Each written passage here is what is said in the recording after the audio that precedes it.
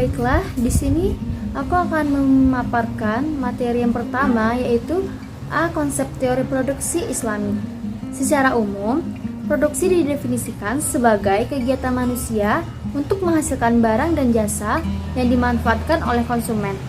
Sedangkan menurut salah satu ekonomi muslim, produksi itu adalah di dalam perspektif Islam adalah usaha manusia untuk memperbaiki kondisi fisik materialnya dan juga moralitas sebagai sarana untuk mencapai tujuan hidup sebagaimana digariskan dalam Islam, bahwa tujuannya adalah untuk mencapai kebahagiaan di dunia maupun di akhirat. Nah, kita lanjut ya kepada pembacaan atau pemaparan materi kedua, yaitu poin B, teori perilaku produksi dalam Islam. Teori perilaku produksi dalam Islam ini ialah menciptakan suatu produk dan jasa. Seorang produksi atau produsen tidak hanya memperhatikan apa yang menjadi kebutuhan manusia tersebut, tetapi mereka akan juga memperhatikan halal dan haramnya suatu produk tersebut agar tidak merusak moral konsumen tersebut. Di dalam perspektif Islam, hal tersebut merupakan ilmu yang mempelajari perilaku ekonomi manusia, di mana perilakunya tersebut akan diatur berdasarkan agama Islam atau aturan-aturan Islam sesuai dengan syarat-syarat Islam. Selanjutnya kita masuk kepada poin C, yaitu biaya produksi.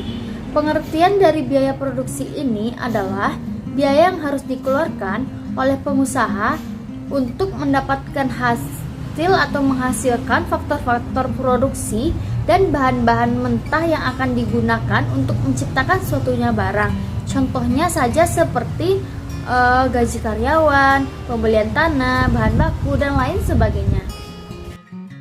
Nah, setelah materi poin C tadi, kita masuk kepada poin D, yaitu efisiensi produksi dan skala ekonomi. Yang pertama, efisiensi. Efisiensi itu adalah suatu ukuran keberhasilan kegiatan yang dinilai berdasarkan besar atau sumber daya yang digunakan untuk menghasilkan atau mencapai suatu yang optimum.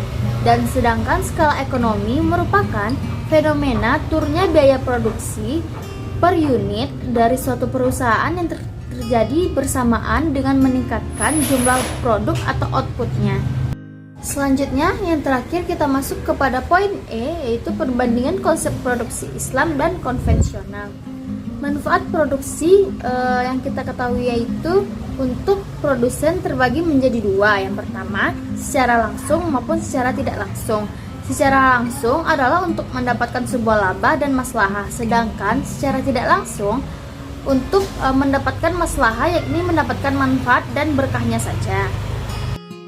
Nah, selanjutnya yaitu konsep produksi konvensional. Salah satu ekonomi barat yang terkemuka adalah John Maynard. Dalam konsep ekonominya, yaitu tujuan dari produksi itu adalah untuk memperoleh laba sebesar-besarnya. Sedangkan menurut Keynes, tujuan dari produksi itu adalah untuk memuaskan sebuah konsumen atau suatu konsumen.